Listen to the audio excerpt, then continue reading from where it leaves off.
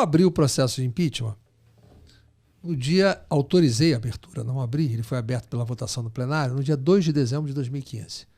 No dia 9 de dezembro, uma semana depois, eu já estava em atrito aberto contra o Procurador-Geral da República, ele entra com pedido de busca e apreensão na residência oficial da Câmara. Aí, dia 15 de dezembro, depois de concedida pelo ministro Teori Zavascki, foi feita a busca e apreensão. No dia 16, o Procurador-Geral da República entra com o meu pedido de afastamento da presidência da Câmara, dirigido ao próprio Teori Zavascki. No dia 16 de dezembro de 2015, Teori Zavascki não faz absolutamente nada com relação a esse pedido de afastamento. Me intima para prestar esclarecimentos, eu presto e ponto. Que era uma coletânea de notícia de jornal. Aí, o processo de impeachment foi autorizado no dia 17 de abril de 2016.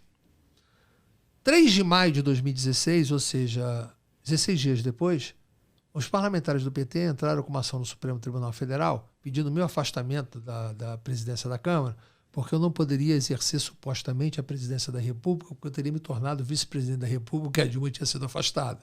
E como eu tinha tido denúncia no Supremo Tribunal Federal, eu não poderia assumir nem que interinamente a presidência da República, então pediu meu afastamento da presidência da Câmara.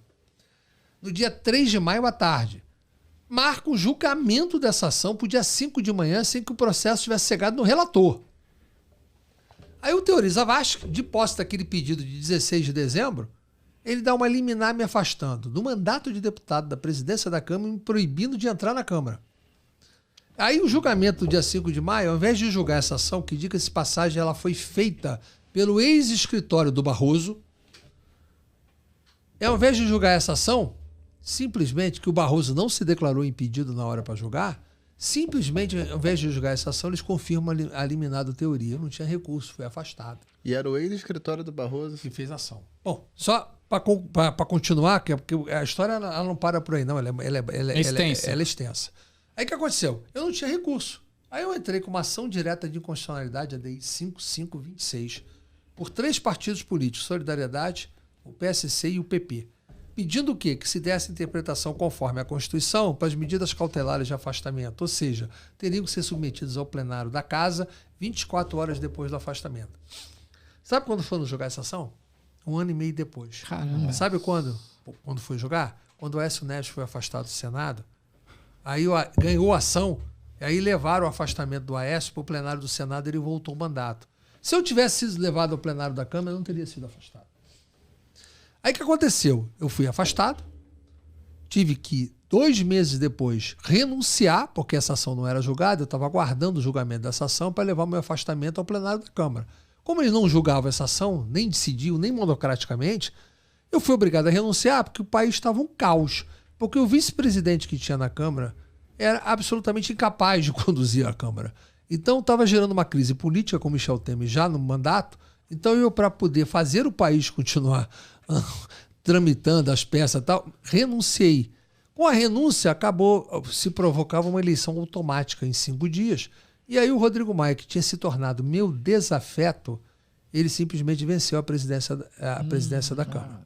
A eleição. Essa ação, eu vou voltar ao Rodrigo Maia. Essa ação que eles entraram, que não foi julgada porque julgaram a liminar, o relator dessa ação era o ministro Marco Aurélio Mello.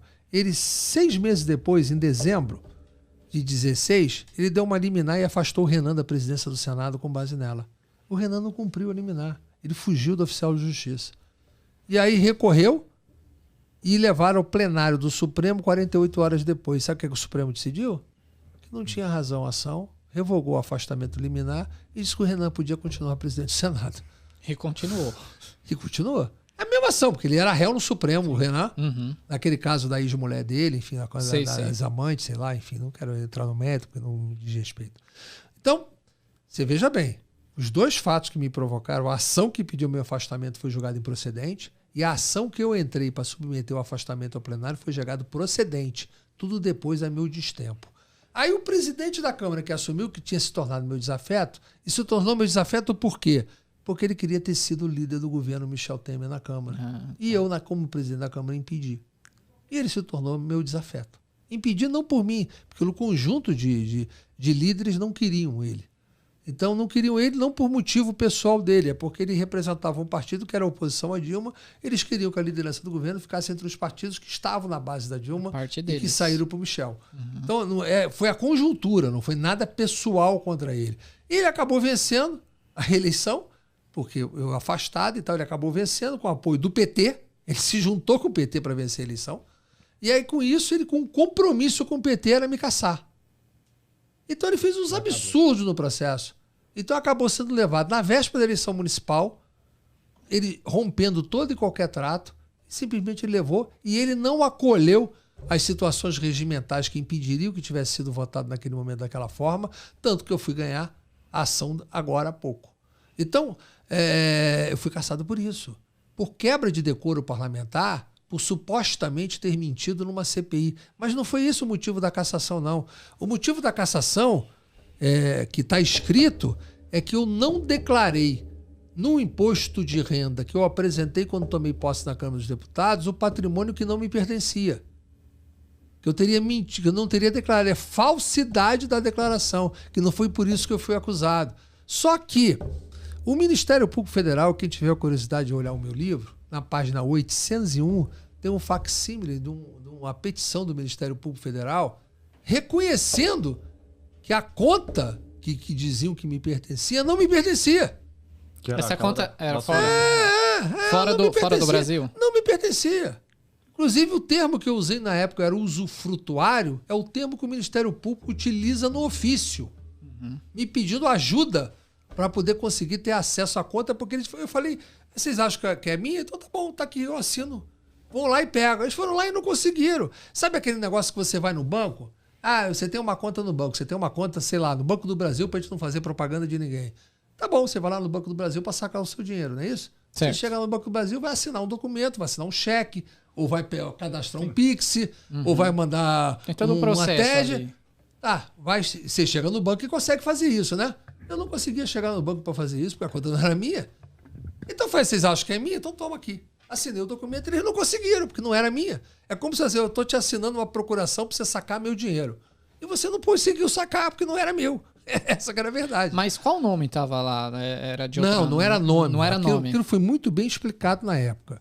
Aquilo era um trust oriundo de um patrimônio que eu tinha muito antes de ser na vida pública, anterior, inclusive, eu ter assumido cargo no governo Collor da estatal de telefonia. Entendi. E que simplesmente aquilo estava. O que é um trust? Eu transferi o patrimônio para um trust e fiz aquilo um trust de sucessão.